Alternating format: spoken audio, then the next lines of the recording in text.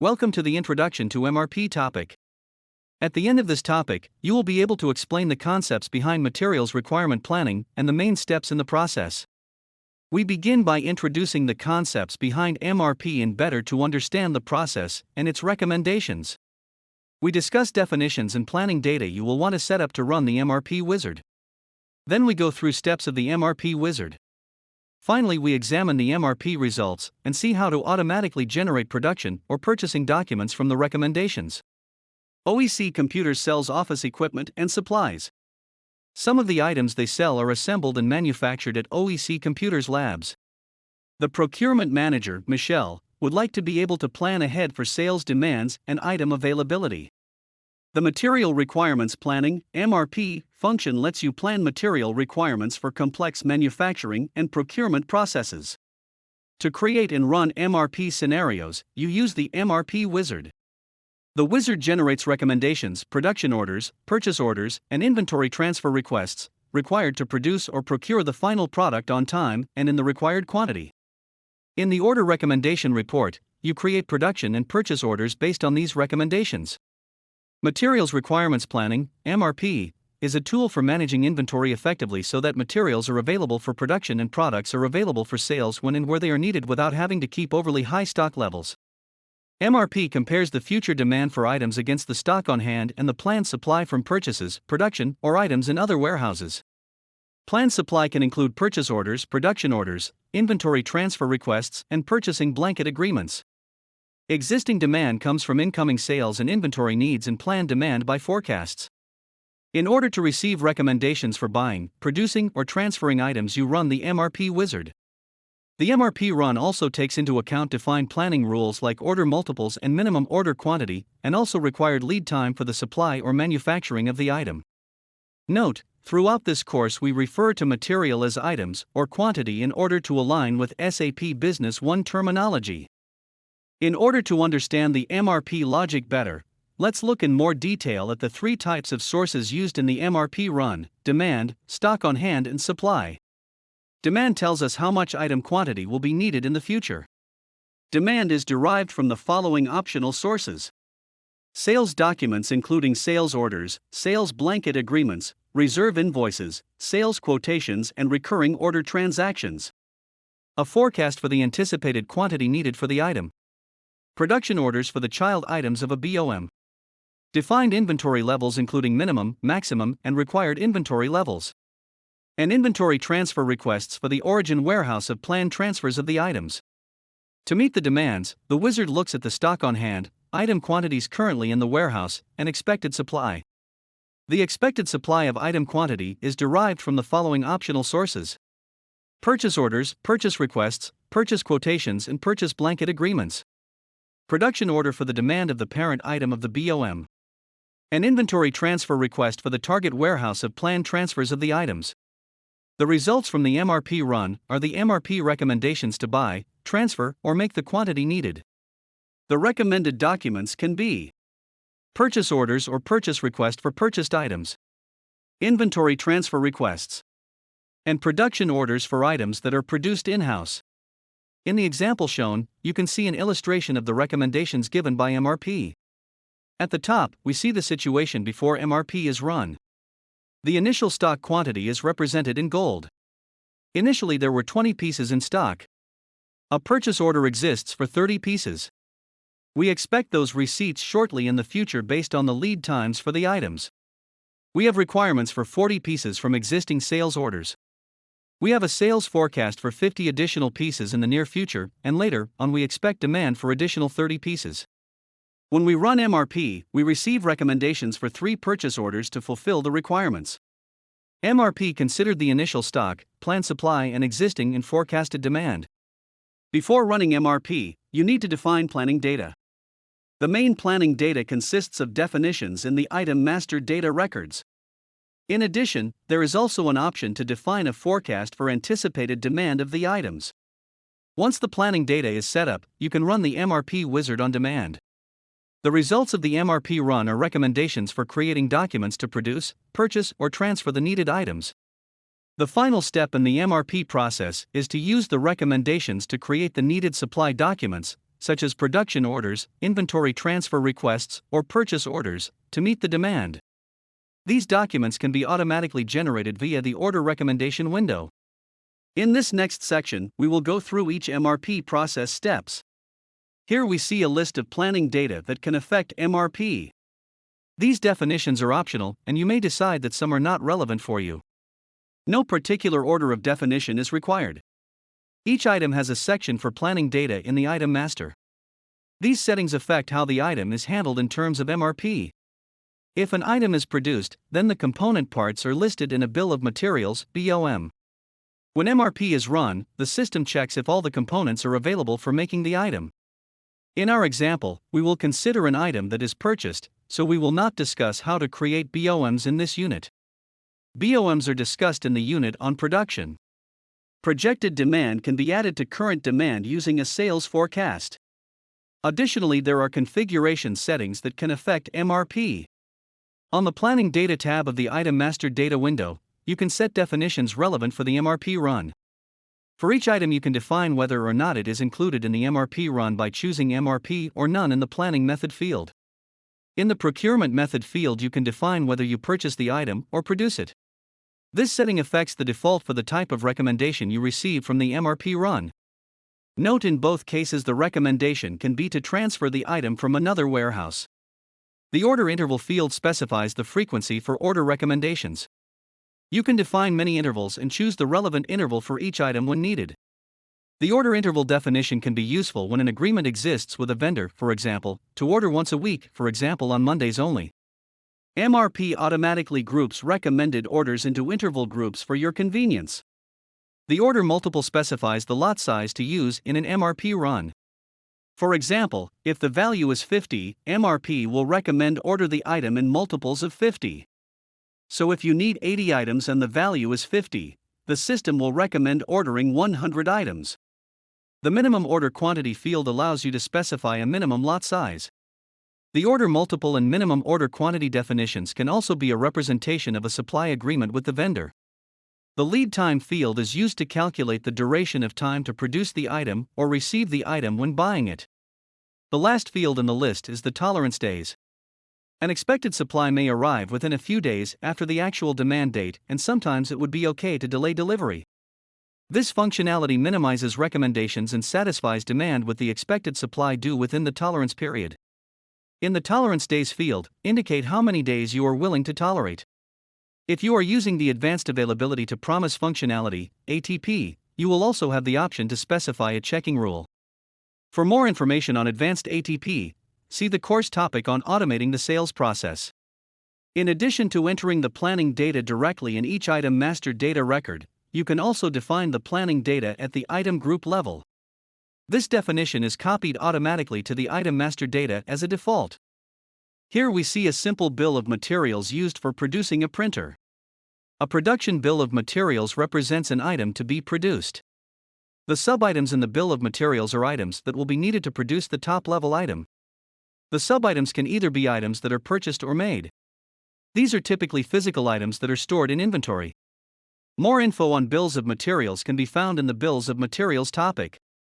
You can create forecasts to plan purchasing, production, or transfers in advance, even before you receive other actual requirements like sales orders. In OEC computers, sales orders are often received at short notice. Some of the items they sell have long lead times. If OEC computers relied on only sales orders to drive their production and purchasing, they would not be able to meet demand because on the customer's required dates. That is why they use forecasts. By using a forecast, they can purchase or produce items based on predictions of when the items will be needed. When the actual sales orders arrive, they are able to supply the goods even at short notice. In the image we see an illustration of a weekly forecast for the hard disk item in OEC computers. To make sure there are sufficient hard disks on hand to meet expected orders, Michelle prepares a weekly forecast for the item. She bases her forecast on last year's sales figures and adds a certain margin for the current year. Then, when she runs MRP, the recommended quantities already include the forecasted demand. At OEC, they have found that some items sell better in different regions. To handle the differences, they create and maintain forecasts for items per warehouse. To avoid duplication of sales order demand and forecast demand, you can define in the general settings that forecasts are consumed by actual sales orders. In order to create a new basic forecast, go to the MRP main menu and then choose Forecast. Each row contains the forecasted quantities for an item. The quantity entered is based on the sales unit of measurement for the item. For example, if the item is sold in cartons of 12, then the forecast is based on the number of cartons. The item quantity can be managed on a daily, weekly, or monthly basis. This view definition cannot be changed once the forecast is saved. Enter the start and end date to define the forecast period. After entering required quantities, you can increase or decrease the quantities of selected items. Just choose the relevant item rows and then use the plus or minus button to increase or decrease the quantities with each click. MRP analysis looks backward from the due date of an order, starting with the lead time for the items in a sales order, and then cascading all of the other lead times and bills of materials for components to determine whether all materials can be obtained on time.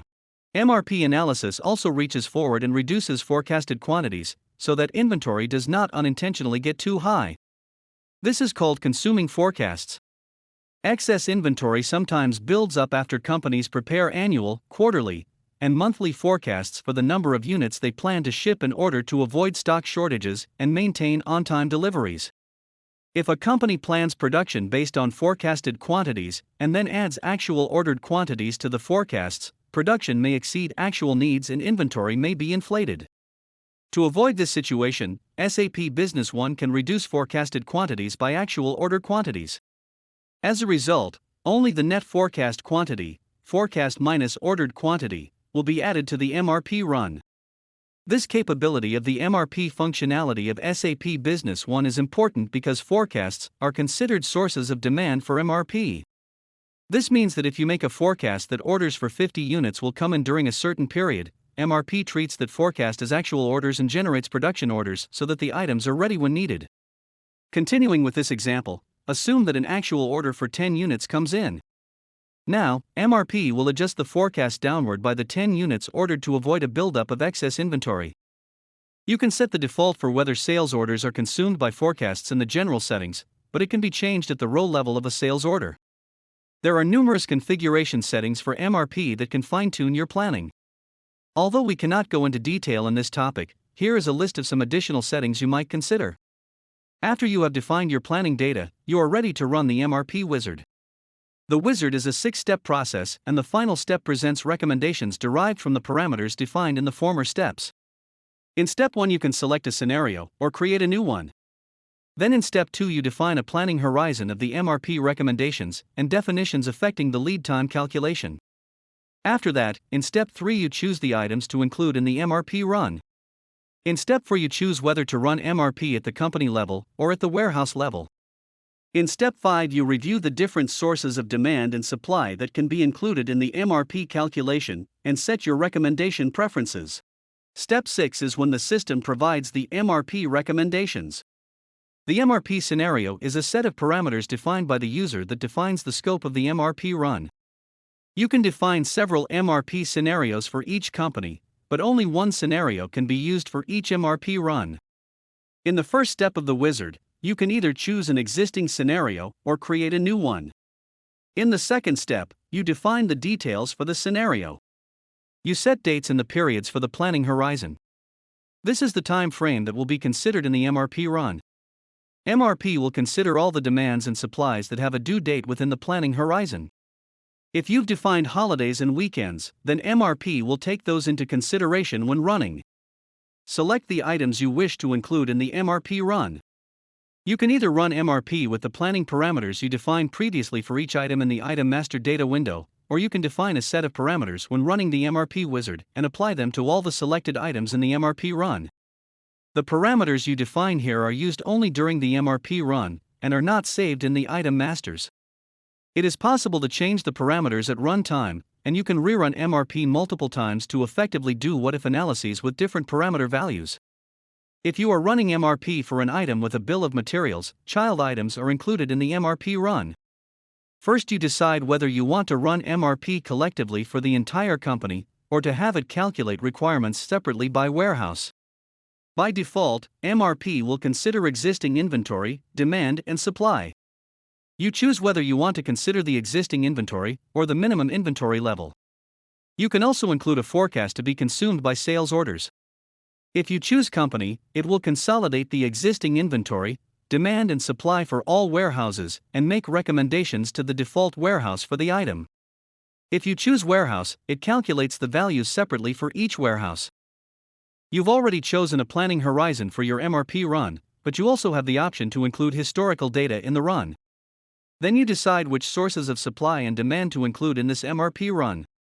Which supply documents do you wish to include from purchasing? You can include purchase requests, purchase quotations, purchase orders, AP reserve invoices, and blanket purchase agreements as expected receipts. Which demand documents do you wish to include from sales? You can include sales quotations, sales orders, AR reserve invoices, and blanket sales agreements as requirements. In addition to specifying the type of document, you can also specify particular documents. For example, instead of selecting all sales orders, you specify which sales orders should be included. Do you wish to include production orders and inventory transfer requests? Open production orders for parent items are expected receipts. In addition to considering existing inventory, you can also consider required, minimum, and maximum inventory levels. And of course, you can include a sales forecast as an additional requirement. The data that you get as output from the material requirements planning in SAP Business One are recommendations for production orders and purchase orders, depending on the procurement method maintained in the item master record. You can also define whether you wish to have MRP recommend inventory transfer requests when running MRP by warehouse. The MRP Results window appears after you run the MRP Wizard. The schedule for the MRP demands appear on the Report tab. You can open the results for each item to display information on the initial inventory, the supply, the demand, and the final inventory. You can click on any raised cell to see the pegging information with sources or recommendations that add up to the quantity that appears in the cell. More information on how to view and work with MRP results is in the additional training topics on MRP. The Recommendations tab displays any recommended purchase orders, purchase requests, production orders, and inventory transfer requests, if you have included them. To issue the actual orders, you use the Order Recommendations function. In the final step of the MRP process, you use the Order Recommendations window to create the documents needed to satisfy the demand for products. In this step, you bring all your experience and knowledge to this process to supplement what SAP Business One has done. The Order Recommendation is a separate window that allows you to update and change fields displayed in the Recommendation tab of MRP Results as well as generate supply documents. The data displayed in this window comes from the last saved MRP run recommendations for the selected scenario. In the Order Type field, choose the desired document to generate based on the recommendation and check the Create box. Documents include purchase quotations and purchase requests, as well as purchase orders, production orders, and inventory transfer requests. You can make changes to the data in the proposed documents, such as moving dates, changing quantities, or vendors. From the context menu of the item number field, you can generate different reports already filtered for the item, like alternative items and last prices report. These reports can help you adjust the row data before creating the documents. You can also choose whether or not to consolidate documents to the same vendors. This can help reduce costs in two ways. You minimize the number of documents you generate and perhaps achieve greater discounts. Here are some key points to take away from this course. The Material Requirements Planning, MRP, is a planning tool that calculates material requirements for produced or purchased items by processing the demand, supply, and stock on hand. To receive recommendations for buying, producing, or transferring items, we run the MRP Wizard.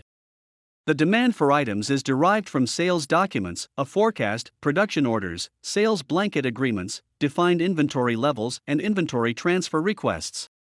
The Wizard considers expected supply from purchase orders, purchase quotations, purchase requests, production orders, and purchase blanket agreements. The results of the MRP run are the MRP recommendations. The recommended documents can be purchase orders, purchase requests, purchase quotations, inventory transfer requests, and production orders. Forecasts are used to plan stock level in advance, before receiving actual requirements, such as sales orders. In the planning data of the item master, you can set parameters, such as order multiples and lead time, that affect MRP recommendations. An MRP scenario is a set of parameters defined throughout the Wizard steps that is used to determine the MRP results.